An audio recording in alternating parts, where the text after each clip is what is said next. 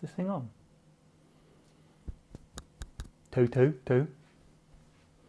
Of course it's on, I know it's on. Hello everybody, welcome to Wednesday's edition of the Pritchard Cycling News Show. Now, I'm going to mention the merch. I'm going to mention the link down in the description that takes you through to the shop to go and buy some merch. Why would you want to go and support this channel? No idea. But if you're not going to go and buy merch, the least you can do is hit that subscribe button. I wanted 37,000 of you subscribed by the end of April and we've smashed it. Absolutely smashed it. So how far can we get? How close can we get to 38,000? It's up to you. And me, I guess, for making content. Yeah. Well, if you've liked the content, make sure you hit that like button and that subscribe button. We've got a new video as I attempt another com over the next couple of days. So make sure you're subscribed to the channel. Make sure you hit that notification bell so you know when that video goes live. Without further ado, let's get into news. Buy some merch. All right, so first up in the news, my good old friend Cameron Jeffers. This is worthy of a news story if I ever saw one. But buckle up, strap yourself in, because I've got a feeling Pritchard's going to go on a bit of a rant on this one. So a couple of days ago now, RoadCC tweeted out this tweet that Cameron Jeffers then retweeted saying, "This hit home 2 miles from where I live. What an absolute royal tosser." Amen to that, Cam. "Way to ruin your company's reputation." Clapping hands emoji. 200 yards later, he could have passed no issue. Prick! Now, I don't condone swearing on this channel. You know me. I ain't no potty mouth. But there's a time and a place for it. And this is the time and the place for it. So if you follow this link through to RoadCC, there's a video over on YouTube of this incident. And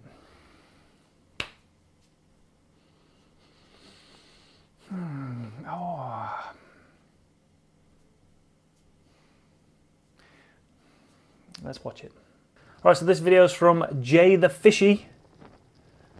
And you can see it riding down a road. Would you class that as a suburban road? I don't know. I'm not too sure on that. But you can see that it just starts to crest a little bit. And there's a bit of road furniture and there's a bit of a pinch point here. You can hear him already. He's on his own. He's already annoyed. He's already annoyed, this guy behind him. Now watch this. I mean, are you shitting me?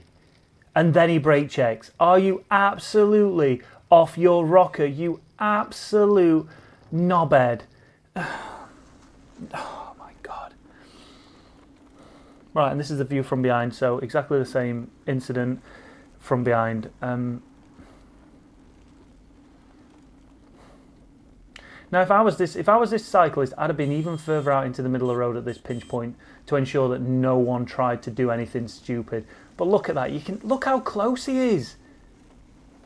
How?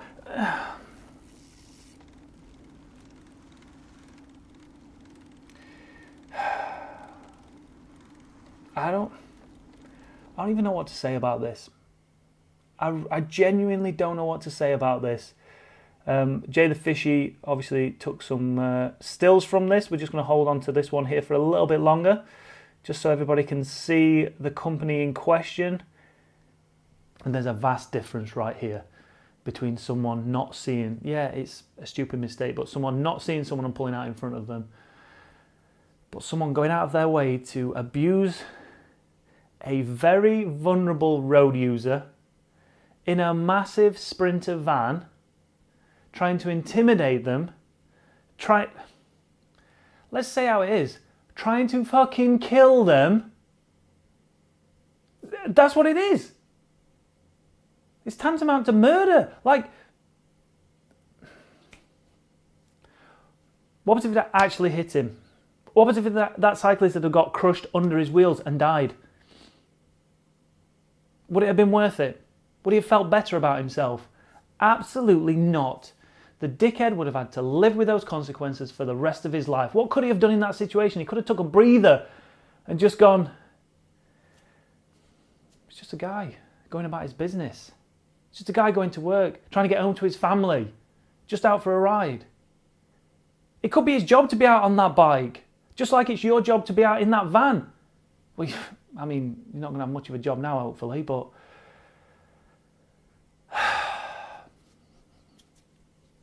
it just boils my, it absolutely boils my piss that these people don't take into consideration just how vulnerable cyclists are. And yes, there are some pricks out there who ride the bike intentionally in the hope that they get this kind of reaction out of someone. It's a small minority. Less than 1%. I don't know. I don't do stats. But the majority of cyclists out on the road are just going about their business, trying to get to work, trying to get home, trying to get to the shop, trying to get back to the family, try and visit somebody without the fear of dying. That's all they're trying to do. And when there's pricks like that on the road, God help us all. God help. I know I'm preaching to the choir. I know I am. But there's going to be one or two people here who have hopefully seen the thumbnail, who have come to abuse some cyclists, and bring it. Because if you think that behaviour is right, you're a dick. End of. You're an absolute dick. And hopefully, you just hope that no one gets seriously injured and that karma comes back and bites them on the ass somewhere along the line, because you shouldn't be allowed to get away with that behaviour. You shouldn't be allowed to get away with it. Leave your comments down below. Like I said, 99, if not 100% of you are all going to be cyclists, you're all going to be commuters, you're all going to have been part of an incident like that. And dickhead.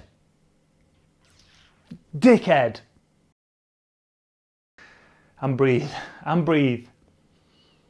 Because we've got more stupid news to talk about. Over the weekend, you might have seen the Tour of Flanders going off. We don't need to talk about the result. It was ages ago. What I want to talk about is the stupid disqualifications, the stupid rules from the UCI.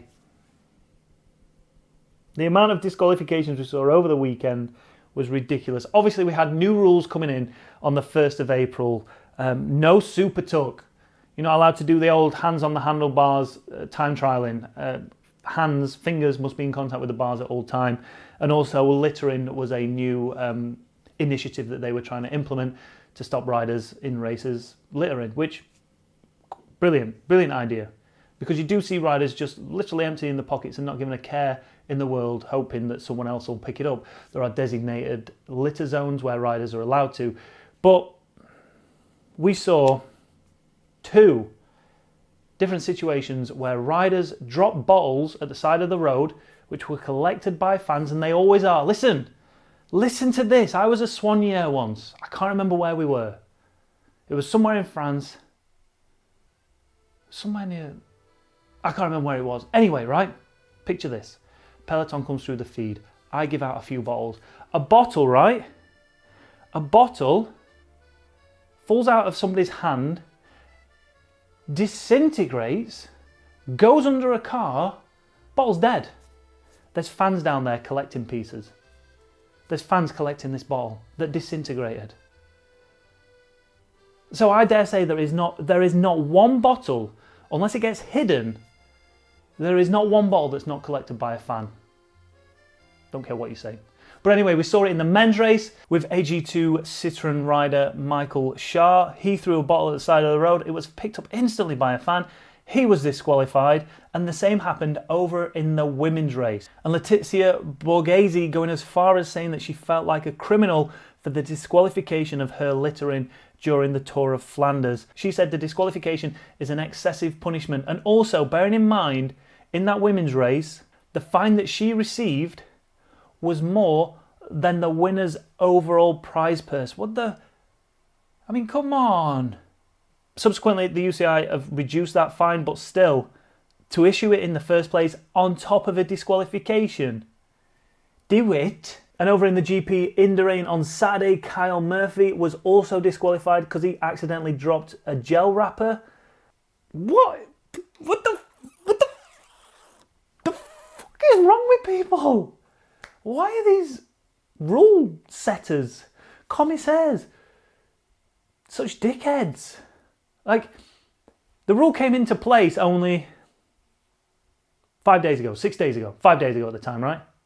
Brand new rule. These riders have been riding for years. I'm talking years. not potentially littering on purpose, but certainly removing gels and stuff at the time when they need to. And I dare say that some of them have done it outside of litter zones, specific litter zones. I'm not saying that's right, but it's happened. And throwing bottles out of bottle cages when they're finished with, it's almost an automatic response, like changing a gear, like getting out of the saddle, like turning your legs and pedaling, like getting down on the drops, pretty much anything, like a super tuck. You just automatically go to it because you've done it for years. And all of a sudden this rule comes in, bang, no more doing that. And these riders have to remember that when they're at full gas. When they're trying to concentrate on the race, they've got to think, right, what's the rule book? Oh, rule 7.8, don't throw bidons at the side of the road, even though I've done that for the past 6 years. I'm on autopilot. Oh shit, I've just done it. But give them a grace period.